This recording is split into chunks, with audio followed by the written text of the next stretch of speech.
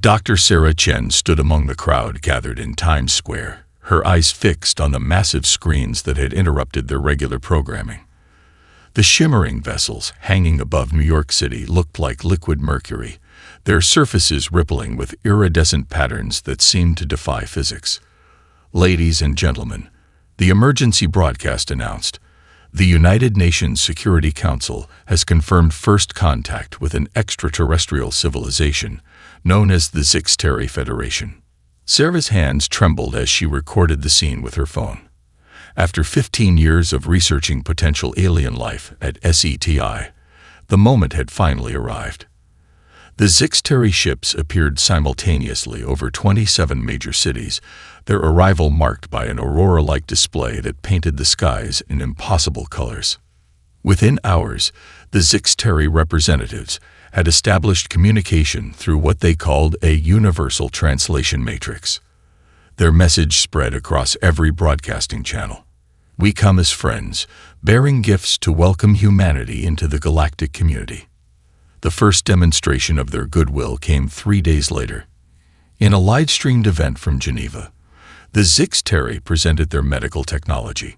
Sarah watched as their chief medical officer, a tall, silvery being with flowing movements, approached a young girl with terminal cancer.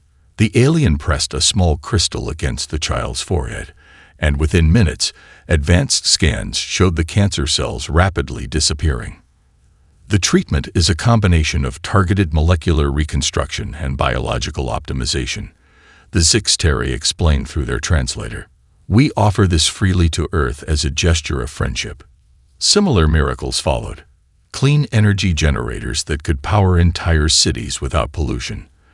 Agricultural improvements that promised to end world hunger. Environmental restoration technology that could reverse climate change. Each gift came with Zixteri technicians who worked alongside human scientists to implement these solutions. Sarah received an invitation to join the primary research team at the newly established Zixteri Human Cooperation Center in Boulder, Colorado. Her expertise in xenobiology made her an ideal candidate for studying their medical breakthroughs. The work was fascinating, but something about the data patterns nagged at her analytical mind. The molecular changes in treated patients show unusual uniformity, she noted in her research log. Every person who receives Zixteri medical treatment exhibits identical subcellular markers, regardless of their condition or treatment type. Her colleague, Dr. James Rodriguez, shared her curiosity. "I've noticed something similar in the agricultural programs," he confided during their lunch break. "The enhanced crops all contain a unique molecular signature that doesn't appear to serve any purpose in their improved growth rates." High above Earth's atmosphere, beyond the range of human detection, 5 massive fleets held position in carefully calculated orbits. Their commanders observed the Zixteri preparation phase with growing anticipation. On the bridge of the Krothak flagship, General Vexthor studied the latest reports. "The humans are accepting the treatments at an optimal rate. 97% of their population will be tagged within 3 standard cycles." In the living chambers of the Velton mothership, Elder Cyrene processed the emotional readings from Earth. Their trust grows stronger each day.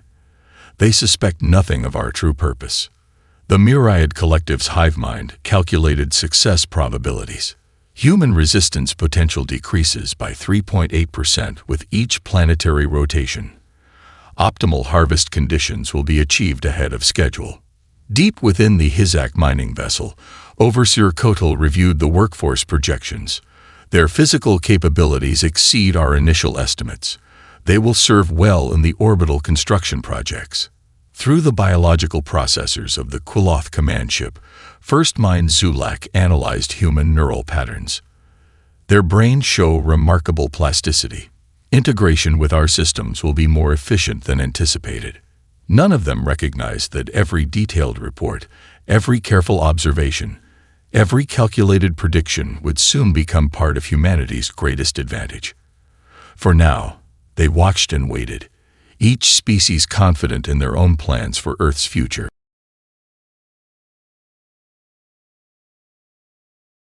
The morning sky erupted into chaos as 5 new fleets materialized around Earth. Their massive ships cast shadows over the cities already hosting Zixteri vessels, turning day into twilight. Sarah Chen watched from her laboratory window as the Zixteri ships suddenly shifted formation, their mercury-like surfaces hardening into aggressive configurations. "This is a planetary-wide announcement," boomed a multi-layered voice through every communication device on Earth. "Your world has been formally divided under the Galactic Resource Distribution Act. Resistance is inadvisable." Military responses proved futile. Earth's most advanced weapons couldn't penetrate the alien ship's defenses. Within hours, the 6 alien species had carved the planet into exploitation zones, their boundaries marked by shimmering force fields that stretched from ground to stratosphere. The Zixteri's true nature revealed itself in the eastern Asian sector. Their medical facilities transformed into processing centers, where humans discovered the horrifying purpose of those subcellular markers. Each treatment created a unique biological signature. Sarah realized, watching through tears as her fellow researchers were herded into classification chambers. They weren't curing us. They were marking their inventory. In North America, the CROTHAC established military conscription centers. Dr. James Rodriguez found himself stripped of his identity, becoming Unit 247 in their expansion force. The alien warriors stood 3 meters tall, their crystalline armor pulsing with energy as they drilled their human recruits mercilessly under blue-tinted skies. Europe fell under Velatin control, their floating citadels descending from the clouds. The aliens, with their translucent bodies filled with swirling colors, began harvesting human emotional energy. Streets filled with people trapped in states of manufactured fear, joy, or anger, their feelings siphoned away to power alien technologies. The Myriad Collective claimed Africa, their insectoid forms spreading across the continent. They established massive research complexes where humans became test subjects for biological enhancement experiments. Their hive mind directed thousands of simultaneous tests, each focused on unlocking humanity's genetic potential for their own purposes. South America transformed under Hizak rule. The reptilian overlords put humans to work constructing massive orbital tethers, their labor camps stretching from the Amazon to the Andes. The projects never stopped, with crews working in endless shifts to build structures whose purposes remained unknown. In Australia and the South Pacific, the Quilloth created vast neural networks. Humans were connected to biological computers, their brains serving as living processors in a system that grew more complex by the hour. Each person became a node in their ever-expanding computational matrix. Yet amid the chaos, small acts of defiance bloomed. In her Zixteri holding cell, Sarah noticed how her captors recoiled from certain emotional displays. Unit 247, once James Rodriguez, memorized the slight delays in CROTHAC response patterns during non-standard situations. Across every sector, humans began observing, learning, and remembering. The aliens' coordination was far from perfect. Their competing interests created gaps in their control systems. When the Velatin demanded more emotional energy, the Zixteri complained about disrupted biological readings. The CROTHAC military operations sometimes interfered with Myriad collective experiments. The Hizak construction projects occasionally disrupted Quilloth neural networks. In a hidden bunker beneath the Rocky Mountains, a small group of human leaders who had escaped the initial roundup gathered around a makeshift command center. General Elena Santos, her uniform dusty from the escape through maintenance tunnels, studied the reports coming in from each sector. "They think they've won," she said, marking the growing list of alien weaknesses on their strategic display. "But they've made 3 critical mistakes. They divided us, thinking it would make us easier to control. They underestimated our ability to adapt. And most importantly," she smiled grimly, "they've given us access to 6 different forms of advanced technology." The resistance was about to discover that humanity's greatest weapons weren't physical at all, but rather their capacity to observe, adapt, and overcome. In their arrogance,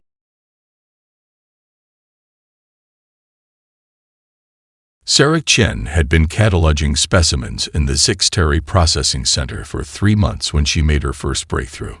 During a routine blood extraction, her hand slipped, and she accidentally dropped the vial. The surge of adrenaline from her panic caused the nearest Zixteri supervisor to stumble backward, its silvery form rippling with distress. She kept her face carefully blank, but her mind raced. That evening, in her cramped sleeping pod, she scratched a note into the hidden underside of her bunk. They can't process human stress hormones. Potential weakness. Across the Pacific, in the Crothak military zone, former Dr. James Rodriguez, now Unit 247, observed his crystalline commanders during a combat drill. The exercise called for a standard formation advance, but he deliberately tripped, causing the unit to scatter in an unplanned direction. The Crothak officers froze for 2.3 seconds before issuing new orders. Their neural processors require exact patterns, he whispered to Unit 249 during their brief rest period. Chaos disrupts their command protocols. In the Velten emotional harvesting fields of Europe, concert pianist Maria Kovac discovered something extraordinary while connected to their energy siphons. When she rapidly cycled through memories of her last performance, joy at the music, anxiety about the audience, pride in her skill, the harvesting system sputtered and briefly overloaded. Within the Myriad Collective's African research facilities, Dr. Benjamin Okonjo noticed how the hive-mind aliens became confused by individual initiative. During a group testing session, he made a decision that helped another test subject instead of himself. The monitoring systems glitched, unable to compute this deviation from their predicted behavioral patterns. The HFY labor camps in South America revealed their own vulnerabilities. Mining engineer Carlos Ruiz, working on the orbital tether construction, realized the reptilian overseers retreated to heated chambers whenever the temperature dropped below a certain threshold. He began tracking their movements against weather patterns, building a detailed schedule of their weaknesses. Perhaps the most significant discovery came from the Quilloth neural networks in the Pacific sector. Software developer Lisa Thompson, while connected to their biological computers, found that introducing abstract concepts caused minor processing errors. When she thought about paradoxes or philosophical questions, the system's efficiency dropped by microseconds. Through whispered conversations, hidden messages, and careful observation, these discoveries spread among the human populations. The resistance movement, led by General Santos from their Rocky Mountain bunker, began compiling the comprehensive database of alien vulnerabilities. Each species has their own blind spot, Santos explained to her command team, pointing to their encrypted data tablets. The Zixteri's biological sensitivity, the Crothak's rigid protocols, the Velten's emotional overload threshold, the Myriad's confusion with individuality, the HFY's temperature requirements, and the Quilloth's logic constraints. These aren't just weaknesses, they're opportunities. But the most crucial discovery came from an unexpected source. A teenage girl in the Quilloth sector, while connected to their neural network, started daydreaming about her favorite science fiction stories. The system's attempts to process her imagination caused a cascade of small errors that rippled through the entire network. The resistance quickly understood the implications. Humans weren't just learning about their captors' weaknesses, they were discovering their own hidden strengths. Traits the aliens dismissed as primitive or irrelevant were proving to be powerful weapons. In her processing center, Sarah carefully documented every Zixteri reaction to human emotional states.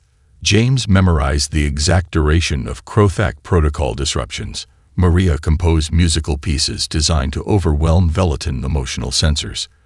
Benjamin developed ways to introduce unexpected cooperation into myriad collective experiments. Carlos mapped HFY movement patterns against temperature variations. Lisa compiled lists of concepts that confused Quilloth computing systems. Each piece of information became part of a growing arsenal. The aliens had expected to find a primitive species easily controlled and exploited. Instead, they had given humanity a crash course in their own vulnerabilities.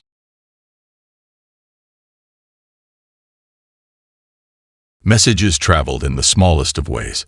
A maintenance worker in the HFY orbital construction zone marked equipment with specific patterns, scratches.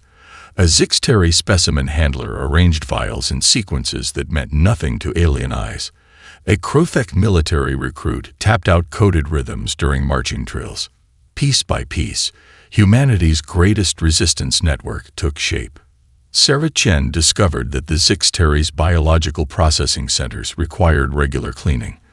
She volunteered for janitorial duty, using the access to plant microscopic data chips in cleaning solution bottles that would be transported between facilities.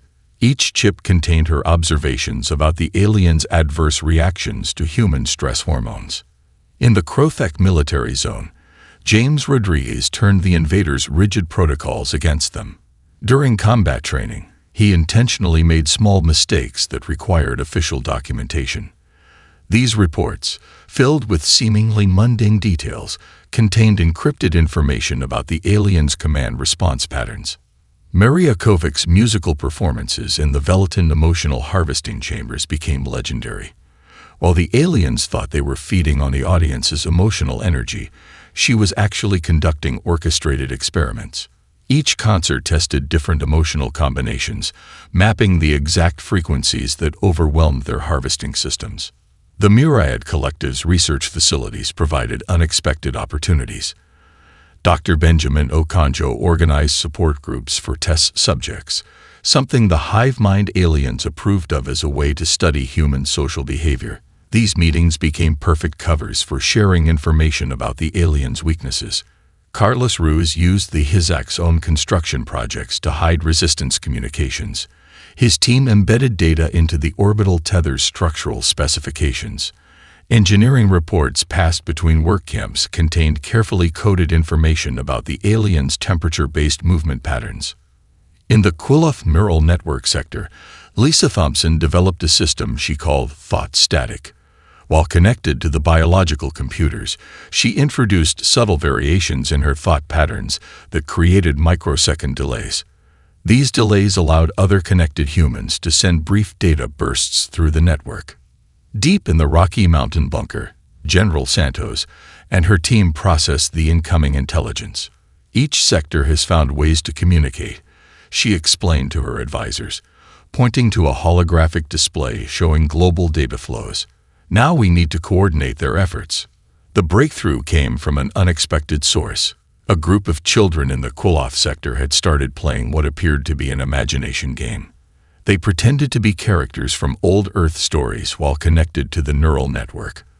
The aliens dismissed it as harmless human behavior, not realizing that the shared narratives contained coded resistance plans. This technique spread rapidly. In the Zixteri zone, medical test subjects began telling each other stories during their containment periods. Krothak military units shared legends during rest cycles. Velton emotional harvesting chambers echoed with folk tales between extractions. The Myriad Collective documented these stories as examples of human cultural behavior, completely missing their true purpose. The resistance recognized they had found their perfect communication system. Stories could be memorized, couldn't be detected by alien scans, and could carry layers of meaning. A simple fairy tale, told with the right inflections and specific word choices, could convey complex tactical information. General Santos received the first complete global intelligence report encoded in a children's story about space explorers. "It's brilliant," she said, decoding the message. The aliens think they're observing primitive human behavior, but they're actually watching their own defeat being planned. Sarah's cleaning crews spread stories of medical miracles. James's military units shared tales of ancient warriors. Maria composed songs about liberation. Benjamin's support groups discussed parables of unity.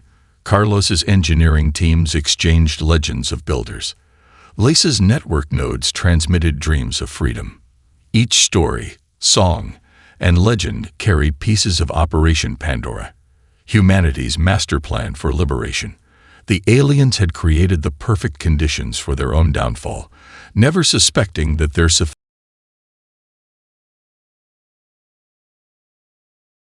The discovery started with a mistake in the Quilloth neural network. Lisa Thompson was running standard processing sequences when she began thinking about her mother's chocolate cake recipe.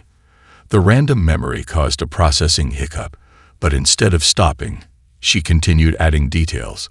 The smell of vanilla, the texture of frosting, the way the cake never turned out quite like her mother's. The biological computer's efficiency dropped by 12%. Lisa immediately contacted the Resistance through their story-sharing network. Within hours, other humans connected to the Quilloth systems began introducing their own sensory memories. The aliens' efficiency ratings plummeted, but their diagnostics found nothing wrong. How could they detect the impact of something they considered irrelevant? In the Zixteri processing centers, Sarah Chen expanded on her adrenaline discovery. She began cataloging the full spectrum of human emotional responses and their effects on alien biology. Fear caused disorientation. Anger disrupted their sensory processing. But it was love, pure, unconditional love, that seemed to scramble their systems entirely. They can't comprehend emotional complexity, she encoded in her cleaning logs. When we feel multiple things simultaneously, it overloads their sampling equipment. The Krothek military zone provided another breakthrough. During a standard combat exercise, James Rodriguez's unit encountered an unexpected obstacle. While the alien commanders froze, following their protocols to analyze the situation, the humans immediately improvised a solution. James realized that their greatest advantage wasn't physical strength, but adaptability. Creativity isn't our weakness, he tapped out in code during the evening drills. It's our superpower. They can't predict what they can't imagine. Maria Kovic made a similar discovery in the Velton emotional harvesting chambers. While performing a particularly moving piece of music, she noticed that genuine, deep emotions affected the aliens differently than surface feelings. The Velton could easily process simple, single emotions, but the complex emotional tapestry of human experience overwhelmed their systems. In the Myriad Collective's research facilities, Dr. Benjamin Okonjo's support groups revealed another human trait the aliens had dismissed: empathy. The hive mind species couldn't understand why test subjects would help each other at their own expense. This incomprehension created blind spots in their security protocols. Carlos Ruiz found that the HFY's rigid environmental needs could be exploited through human endurance. His construction teams could work in temperature ranges that the aliens found intolerable, giving them unsupervised periods they used to further their preparations. General Santos compiled these discoveries in the Rocky Mountain bunker. Every trait they considered primitive is actually an advantage, she told her commanders. Our emotions confound their systems. Our creativity bypasses their protocols. Our imagination disrupts their computers. Our adaptability exceeds their predictions. Our empathy blinds their surveillance. Our endurance outlasts their control. The Resistance's next discovery proved even more crucial. Humans in every sector realize they could lie convincingly to their captors. None of the alien species had evolved with deception as a survival trait. Their societies were built on absolute truth. They had no defense against deliberate misinformation. Sarah's cleaning crews began reporting false contamination readings, creating gaps in Zixteri security. James's units fed incorrect performance data to Krothak commanders. Maria manipulated Velton emotional baselines with manufactured feelings. Benjamin's test subjects gave the Myriad Collective false behavioral data. Carlos' teams misreported environmental conditions to HFY overseers. But the most powerful combination emerged when Lisa's team merged imagination with deception in the Quilloth networks. They began introducing fictional scenarios into the biological computers, not as stories, but as processed data. The systems couldn't distinguish between real and imagined information, creating processing chaos that the aliens couldn't trace. We're not just gathering intelligence anymore, General Santos announced to her command staff. We're discovering weapons they never knew existed. Operation Pandora isn't just about fighting back. It's about showing them exactly what they underestimated. Humanity's supposedly primitive traits were becoming their greatest assets. The aliens had expected to find simple, manageable resources. Instead,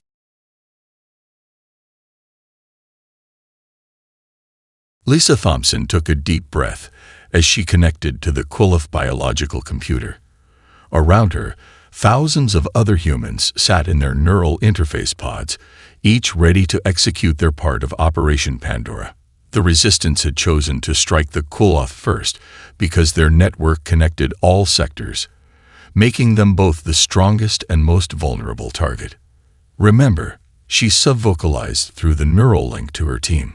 Start with simple paradoxes, then escalate to full imaginative scenarios. Layer them like we practiced. The attack began subtly. Humans across the network started processing philosophical questions. If a tree falls in a forest with no one around, does it make a sound? The biological computers struggled to compute answers, creating microscopic delays in their processing. Then came mathematical impossibilities, the concept of infinity divided by infinity. The square root of -1. The computers tried to generate definitive answers, their processing power increasingly strained by concepts that couldn't be resolved into simple true/false statements. In the Rocky Mountain bunker, General Santos watched as the first performance metrics began dropping. Phase 1 is working, she announced to her command staff. The Quilaf systems are struggling to process paradoxes. Time for Phase 2. Lisa led her team into the next stage, introducing complex emotional scenarios into the computational matrix.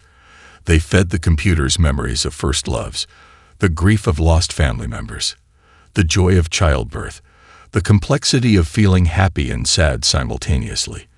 The alien systems, designed for logical processing, began experiencing cascading errors as they tried to quantify human emotional experiences. Sarah Chen, monitoring from her position in the Zixteri sector, noticed their biological markers showing increased stress. The Quilaf network disruption is affecting their allies, she encoded into her routine specimen reports. All species are connected more deeply than they realized. James Rodriguez, now leading a specialist unit in the Crothak military zone, observed their crystalline commanders receiving increasingly corrupted data from the Quilaf networks. The rigid military protocols began breaking down as reliable information became scarce. The final phase began when Lisa's team introduced pure imagination into the system. They didn't just feed the computer stories, they believed in them. Thousands of humans simultaneously imagined impossible worlds, magical systems, supernatural events, and alternate histories. They thought about dragons soaring through space, cities built from light, and oceans made of stardust. The Quilaf biological computers, attempting to process this flood of imaginative data as reality, began to fail. Their logic systems couldn't distinguish between real and imagined information, creating a breakdown that spread through their entire network. We're reaching critical cascade, Lisa reported through the resistance channels. Their primary systems are failing to differentiate between actual data and human imagination. They can't shut us out because they can't identify which thoughts are real anymore. The effect rippled through all alien sectors. The Zixteri lost access to their biological databases. The Crothak military command structure fragmented. The Velton emotional harvesting systems received impossible readings. The Myriad Collective's research data became corrupted. The Hizak construction plans dissolved into chaos. In their desperation to regain control, the Quilaf made a fatal mistake. They increased the neural connection strength, trying to force their systems to process the information faster. Instead, this allowed human imagination to penetrate even deeper into their network.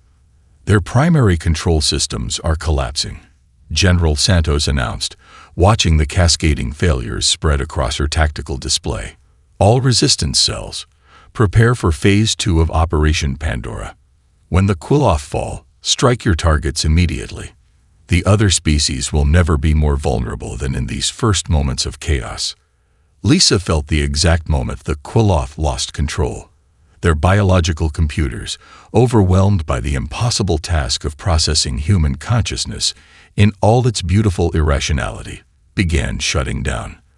The neural interfaces disconnected, safety protocols engaged, and humans across the sector emerged from their pods, ready to take physical control of the facilities. The first domino had fallen. Humanity's imagination, dismissed as primitive fantasy by their captors, had just brought down the most sophisticated computational system in known space. Now, as the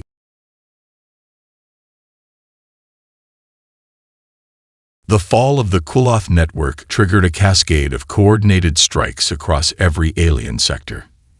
In the Zixteri processing centers, Sarah Chen initiated protocol overflow, a plan months in the making. Her cleaning crews had secretly stockpiled samples of human stress hormones, carefully extracted and concentrated during routine medical procedures. Release the compounds, she ordered through their hidden communication network. Thousands of specimens were simultaneously exposed to the air through ventilation systems. The effect was immediate. The Zixteri supervisors began losing cohesion, their silvery forms rippling with distress as they were overwhelmed by the concentrated human emotional markers. In the Krothek military zone, James Rodriguez launched Operation Chaos. His units abandoned their strict formations, each soldier acting independently according to pre-planned but seemingly random patterns.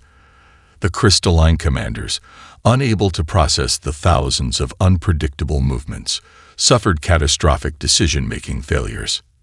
Their neural networks can't adapt fast enough, James reported as the Krothak command structure collapsed.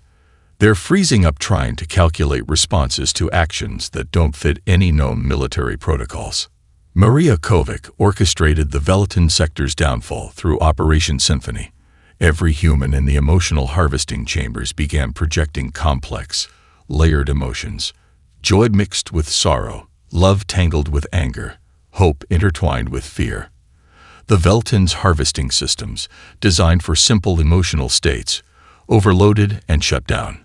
The Myriad Collective faced their own crisis as Dr. Benjamin Okonjo initiated Protocol Unity. Test subjects across their research facilities began displaying unprecedented levels of cooperation and sacrifice. The hive-mind aliens, unable to comprehend individual actions that benefited the group at personal cost, lost control of their experiments. Their entire predictive model is failing. Benjamin transmitted through the Resistance Network. They can't understand why their test subjects are acting against their own survival algorithms. In the Hizak construction zones, Carlos Ruz activated Operation Winterfall. His engineering teams had spent months subtly modifying the environmental control systems. Now they triggered a coordinated temperature drop across all Izek facilities.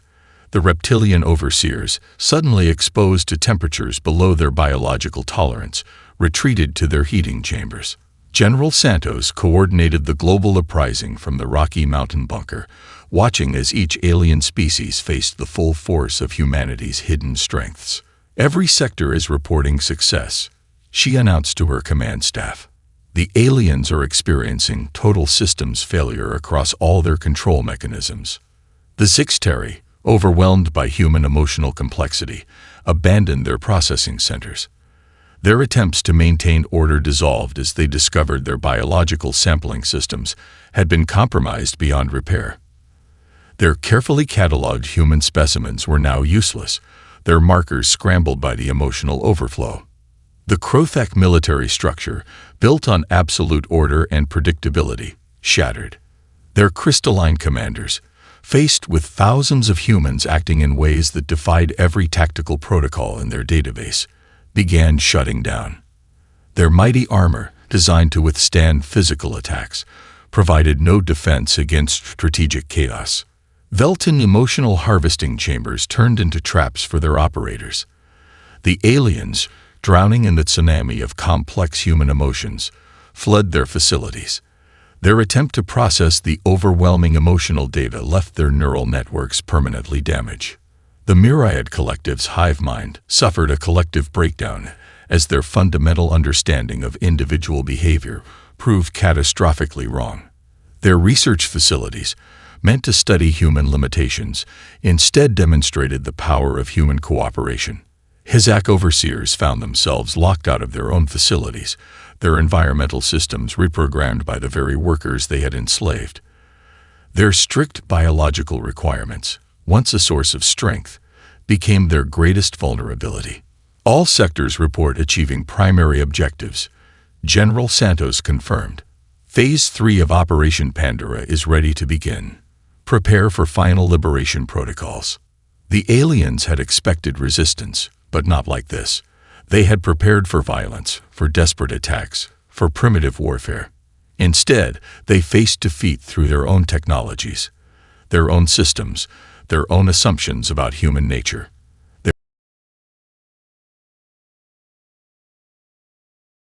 3 months after Operation Pandora's success, Sarah Chen stood in the grand chamber of the former Zixteri Command Center, now repurposed as Earth's first galactic relations facility. Representatives from all 6 alien species sat before a council of human leaders, their poses showing various signs of distress and submission. The Zixteri delegation's silvery forms rippled with anxiety, their biological sensors permanently modified to prevent future harvesting attempts. Beside them, the Krothak commanders stood with fractured crystalline armor, their once rigid military protocols rebuilt from scratch. The Veltin representatives maintained careful emotional shielding, their harvesting capabilities permanently disabled by human engineers. Humanity has proven itself far more than we anticipated, admitted the Myriad Collective speaker, their hive minds still struggling to process the complexity of individual human actions. The HFY delegation stayed close to their heating units, now dependent on human-controlled environmental systems. The Quillith representatives remained silent, their biological computers running on severely limited protocols. General Santos, now Earth's chief defense coordinator, addressed the gathered assembly. Today marks the beginning of a new era in galactic relations. Earth presents its terms for peace and cooperation. Dr. James Rodriguez, appointed as head of interspecies military relations, stepped forward with the first proposal. All forced labor programs will be permanently disbanded. Future military cooperation will be voluntary and mutual, focusing on defense rather than conquest. The harvesting of biological resources from sentient species is now prohibited, Sarah added, her role as director of Xenobiological Ethics giving weight to her words. All research must follow strict ethical guidelines with informed consent. Maria Kovac, leading the new Department of Cultural Exchange, presented the next terms. Earth will share its art, music, and literature with any species willing to engage in peaceful cultural exchange. We believe understanding each other's creativity is the path to lasting peace. Furthermore, Dr. Benjamin Okonjo continued, now serving as Chief of Interspecies Research, all scientific advancement must benefit all participating species. The era of exploitation for single species gain is over. Carlos Ruiz, heading Earth's new Galactic Infrastructure Division, outlined plans for cooperative construction projects. We will help rebuild.